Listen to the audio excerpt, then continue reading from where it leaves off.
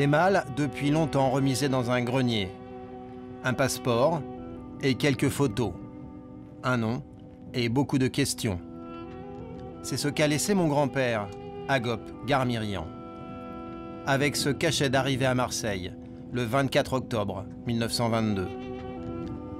Marseille, ce sera pour lui le départ d'une nouvelle vie en exil. Pour nous, celui de notre voyage et de notre enquête. Le Sémaphore, le journal du port, mentionne ce jour-là l'arrivée du Costantinopoli, vapeur italien en provenance de Constantinople, en Turquie. À son bord, 443 passagers, dont de nombreux réfugiés arméniens, des rescapés du génocide qui fuient les troupes nationalistes de Mustafa Kemal. Parmi eux, mon grand-père, un jeune homme de 30 ans à l'époque, débarque donc ici, à Marseille. Beaucoup d'Arméniens s'installeront plus tard dans le quartier de Saint-Jérôme. C'est là que nous avons rencontré les bénévoles de l'association Aram. Ils conservent précieusement les fragments de cet exil. Des livres, des documents, des disques, des photos. Le père d'Astrid a créé Aram pour qu'aucun témoignage ne disparaisse. Donc on peut avoir des photocopies, on peut avoir des cahiers. Voilà, par exemple ici... Le passeport de Sahag, le grand-père d'Astrid, porte le même cachet que celui d'Agop, mon grand-père. Il faut vraiment savoir que les Arméniens sont apatrides. Ils ont sur leur passeport, ne peut pas retourner, sans retour possible. Donc je rappelle, ce n'est pas un voyage de plaisir. Débordés, les autorités françaises ouvrent rapidement un premier camp de fortune pour ces réfugiés. On a la liste là. C'est un camp qui a servi pendant la Première Guerre mondiale.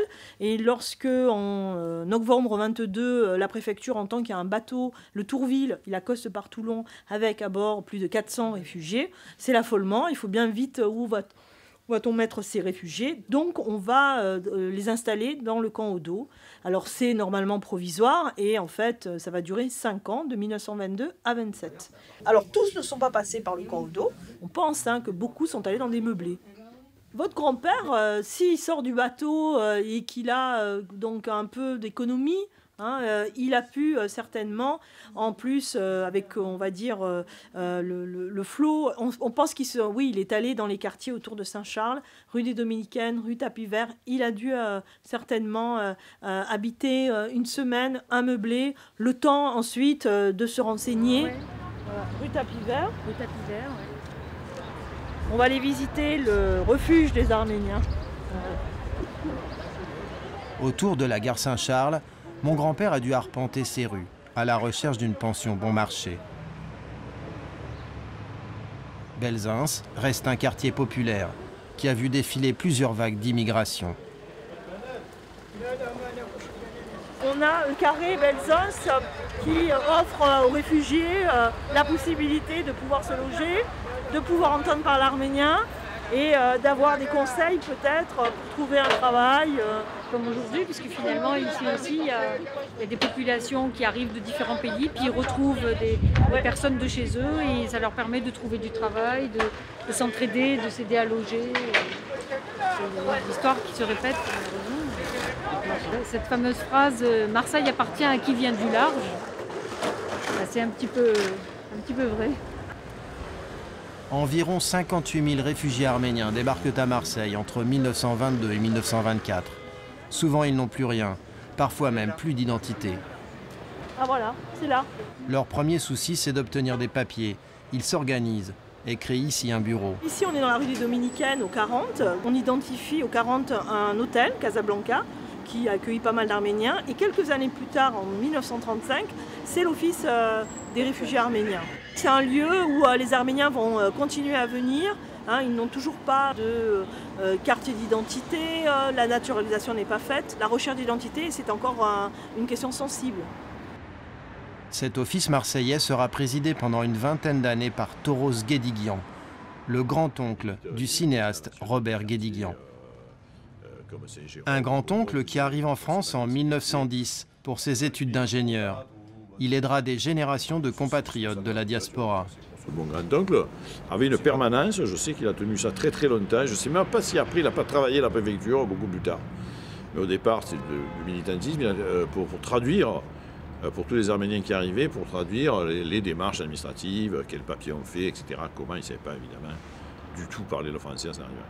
Donc j'ai beaucoup d'amis, plusieurs en tout cas, qui m'ont montré des papiers de leurs parents, signés par mon grand-oncle. C'est assez émouvant, quand je vois ça.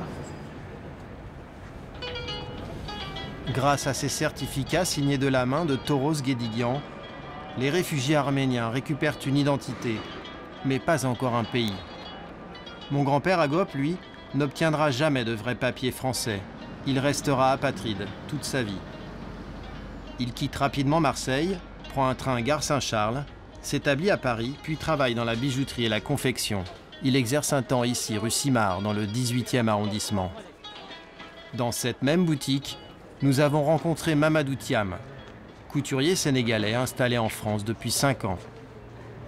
Le magasin abrite toujours la même activité un siècle plus tard. La mode a juste un peu évolué.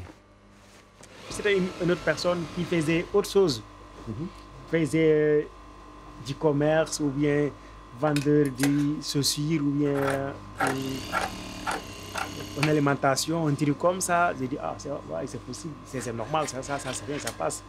Mais lui, il faisait la même chose que nous, donc c'est impressionnant, quoi, tu vois. Ça restait longtemps sur ma tête, j'ai dit, ah ouais, c'est bizarre, hein? Je sais pas, ça se passait comment plus tard, mais c'est un truc qui joue sur moi, quoi, vraiment. C'est vrai? Ça vous a ému? Ouais, vraiment. Heureux de la rencontre, Thiam se met à nous filmer à son tour et nous confie un petit morceau de tissu coloré que nous emmènerons symboliquement dans les soutes de nos vélos jusqu'à Istanbul.